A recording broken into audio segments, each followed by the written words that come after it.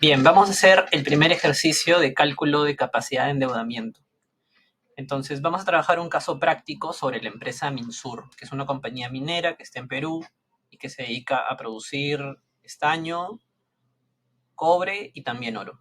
¿Ok? Entonces, vamos a calcular la capacidad máxima de endeudamiento de esta compañía y vamos a determinar si el nivel actual de deuda es muy alto o si la empresa tiene espacio para mayor deuda, ¿no? Entonces, vamos a trabajar sobre esta plantilla que está por aquí. A ver, vamos a trabajar sobre esta plantilla que está acá. Entonces, ¿cómo vamos a dividir este ejercicio? En primer lugar, tenemos que calcular el FCSD, que significa flujo de caja de servicio de deuda. ¿Qué es el flujo de caja de servicio de deuda, Hugo?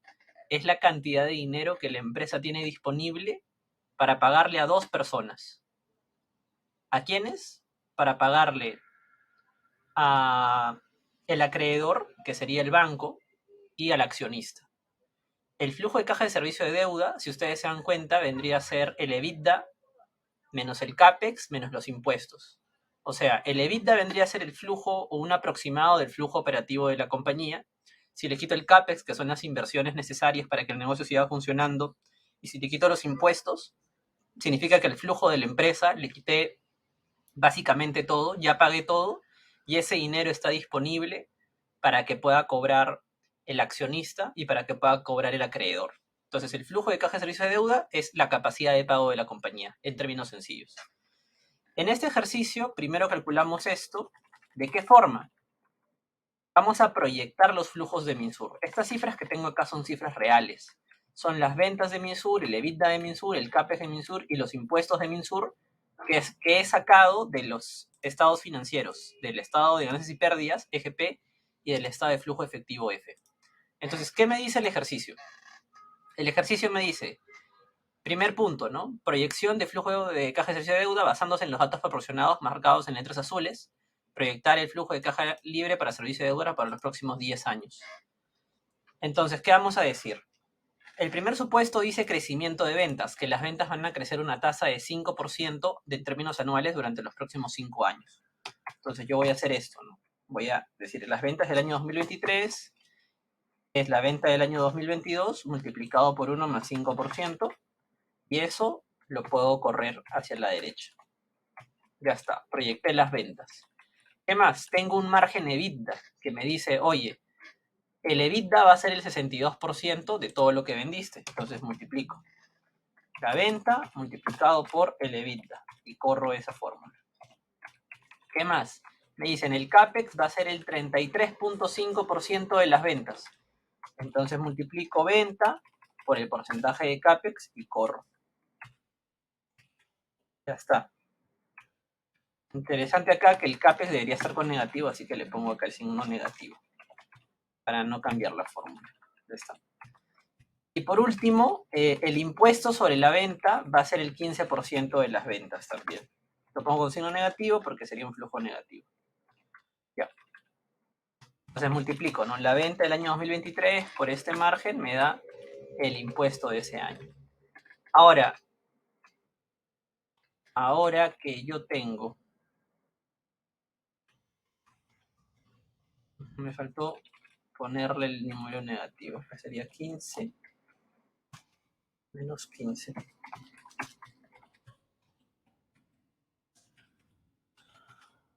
Ya. Entonces, ahora que yo tengo proyectado las ventas, el EBITDA, el CAPEX y los impuestos, en base a supuestos muy sencillos, ¿no? Esos son supuestos muy sencillos porque el tema de este ejercicio no es revisar supuestos de proyección. El tema de este ejercicio es entender la dinámica detrás. Entonces, he hecho supuestos bien sencillos: crecimiento de ventas, un margen del EBITDA, un CAPEX en respecto a las ventas y un impuesto respecto a las ventas. Y con eso que estoy proyectando, el flujo de caja de servicio de deuda, que sería la venta, bueno, que sería el EBITDA, y a ese EBITDA le resto el CAPEX, pongo suma porque ya está con términos negativos, y le resto los impuestos. ¿Y con eso qué obtengo? Obtengo el flujo de caja de servicio de deuda, que para esta empresa va a ir en un rango de 322 millones de dólares, porque esta información está en millones de dólares, hasta 500 millones de dólares en el año 10. Ya está, listo. Ya hice la primera parte del ejercicio, logré proyectar el flujo de caja de servicio de deuda. que es cuánto dinero va a tener la empresa disponible para poder pagar sus deudas, y también a los accionistas. Segunda parte del ejercicio.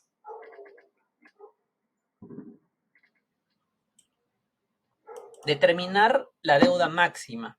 Pero para determinar la deuda máxima vamos a hacer varias cosas.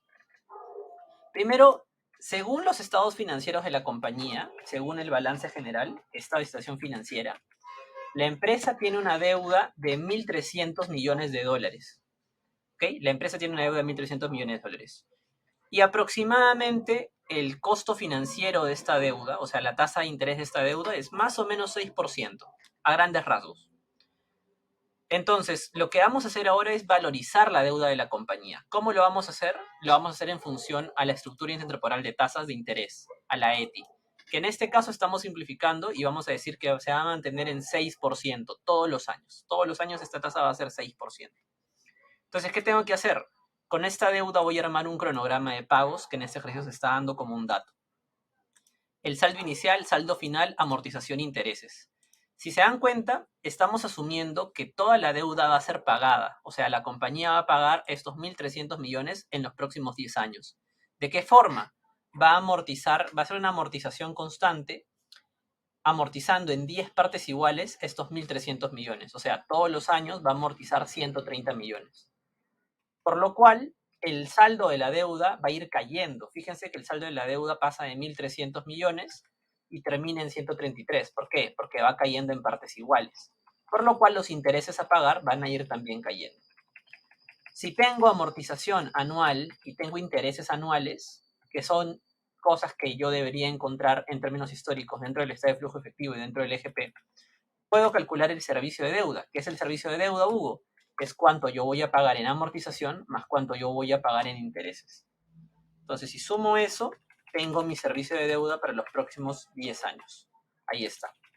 Ahora, para poder valorizar esta deuda, que ya tengo los pagos a futuro, tendría que traerla a valor presente utilizando las tasas de la estructura intertemporal de tasas. Entonces, cada uno de estos flujos los traería a valor presente con la tasa del respectivo año y trayendo a valor presente con el número de años que falta para traer al hoy. Una fórmula bien sencilla porque todos los años es la misma tasa, ¿no? Entonces puedo correr todo. Si yo sumo los valores presentes de esta deuda, que es la deuda que efectivamente tiene la compañía, voy a obtener una deuda actual de 1.336 millones. Hugo, espérate, me estás estafando porque salió lo mismo que aquí. O sea, tú me dijiste que en los estados financieros encontraste que la deuda era 1.300 millones y ahora que lo valorizas te sale que vale 1.300 millones. Sí, lo que pasa es que en este ejercicio lo que estoy haciendo es traer a valor presente con una tasa que es igual a la tasa que estoy haciendo en mi cronograma de pagos. Es decir, la tasa a la que estoy descontando es del 6% y la tasa con la que calculo mi cronograma de pagos es también del 6%. ¿Esto va a ocurrir siempre? ¿Que las tasas sean iguales? Pues no. Por ejemplo, podría ser que la estructura temporal no sea 6%, sino sea 7%, que todas sean 7, ¿no? Entonces, fíjense que en ese caso el valor de presente de la deuda sería inferior al valor contable de la deuda. Entonces, eso es lo que pasa en el mercado, ¿no? La empresa cuando pacta con el banco, usualmente esa tasa está fija. Esta no suele cambiar, ¿no? Pero esta tasa sí cambia respecto a los movimientos de mercado. Entonces, este ejercicio está simplificando muchas cosas. Lo dejo en 6 y en este caso me sale igual. Y lo que yo digo es, oye, el valor de la deuda que le he valorizado trayendo valor presente utilizando la tasa de la estructura de tasas intertemporal vale 1.300 millones de dólares. Ahora, la pregunta es, ya que tengo el flujo proyectado de cobertura de servicio de deuda, que es mi capacidad de pago, ya conozco cuánto vale la deuda actual. La pregunta es, ¿cuánto más la empresa podría endeudarse? Entonces, para eso tengo que hacer una suposición que es un ratio cobertura de servicio de deuda objetivo. ¿Qué es el ratio cobertura de servicio de deuda? Es la relación existente entre lo que yo pago y la capacidad que tengo. Bueno, es la relación entre la capacidad que tengo y cuánto yo efectivamente pago. Entonces, que este ratio sea 2, esa X significa veces, no es una incógnita, sino significa veces. Que sea un ratio de 2 a 1 o de 2 veces a 1, significa que el dinero que me ingresa o el dinero que yo tengo disponible para pagar debería ser por lo menos el doble de lo que yo tengo que pagar. Entonces, este análisis de dónde sale 2, por qué pusiste 2, es una suposición que estoy haciendo. Ya en otro momento podemos ver qué cosas o qué características, pero típicamente que se utiliza acá es ver qué hacen otras compañías y en base a ver qué hacen otras compañías dentro de la industria, cuál es su ratio, podríamos poner como un ratio a cual queremos aspirar, ¿no? Si vemos que las compañías más solventes o más sólidas o más reconocidas tienen un ratio de 2, ese podría ser un ratio objetivo, ¿no? Quiero que el flujo que genere mi negocio sea el doble de lo que le tengo que pagar al banco, ¿no? Entonces, acá hemos supuesto que es 2. Entonces, ¿qué significa?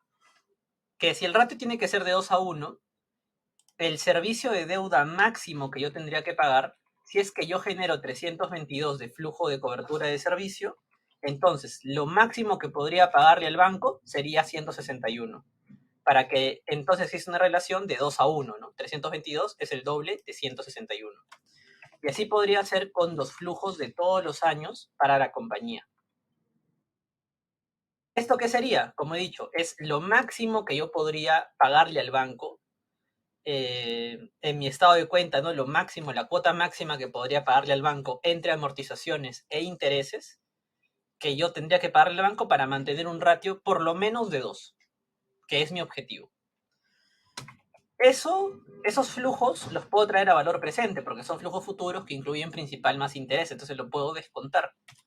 Y lo descontaría utilizando la misma fórmula que utilicé hace un momento, ¿no? 1 más estructura intertemporal de tasas elevado al número de años. F4. Ya. Entonces, si traigo esos flujos a valor presente, lo que voy a obtener sería lo que se conoce como el CEN, o capacidad de endeudamiento máximo. ¿Qué es la capacidad de endeudamiento máximo? Oye, la deuda como máximo que podrías sacar para tener este pago de deuda que cumple con este ratio de 2 veces, de 2 a 1, sería 1.458 millones de dólares. Es lo máximo que podrías sacar para mantener este ratio. Entonces, puedo comparar la deuda que la empresa efectivamente tiene con la deuda que la empresa como máximo podría tener para cumplir con este ratio objetivo, con este múltiplo objetivo. Y lo que comparo me dice, oye, mira, la deuda actual es 1.300 millones y la deuda máxima que podría sacar para tener este múltiplo sería 1.458 millones. Es decir, ¿tienes espacio para más deuda? Sí, tienes espacio para más deuda, pero apenas 121 millones. Es lo máximo que podría sacar. Bien, si eso se entendió, como siempre, comentarios de qué cosas hemos simplificado aquí, qué cosas podrían ser más complejas. En primer lugar, hemos hecho nuestro análisis en base a solo 10 años. Y alguien podría decir, bueno, una empresa no dura solamente 10 años. Sería un comentario interesante, ¿no? Podríamos alargar nuestro análisis más tiempo, pero tampoco tendría mucho impacto, considero. Lo segundo es, hemos asumido una estructura intertemporal de tasas constante, cuando en la práctica este movimiento de tasas va cambiando, típicamente crece un poco a lo largo del tiempo, lo cual, para fines de simplificar, no lo hemos tomado. Y por último, a veces las compañías no tienen esta estructura de pagos tan sencilla, ¿no? Acá estamos asumiendo que la compañía empezó el 2022 con deuda y termina el 2032 sin nada de deuda. Y eso no es cierto. Usualmente la compañía amortiza, pero también saca nuevos préstamos y el tamaño de la deuda se va manteniendo muchas veces constante. Entonces, el nivel actual de la deuda probablemente no es 1.336, sino podría ser un poco menos. Entonces, esas son cosas puntuales que alguien podría mencionar que este modelo no tiene, ¿no? Pero nuevamente, es una simplificación y creo que se ha mantenido lo más importante. Conclusión del modelo. La empresa tiene capacidad de sacar un poco más de deuda, porque no ha llegado a su endeudamiento máximo, al que podría llegar manteniendo un ratio de cobertura de Debt Service Coverage Ratio objetivo.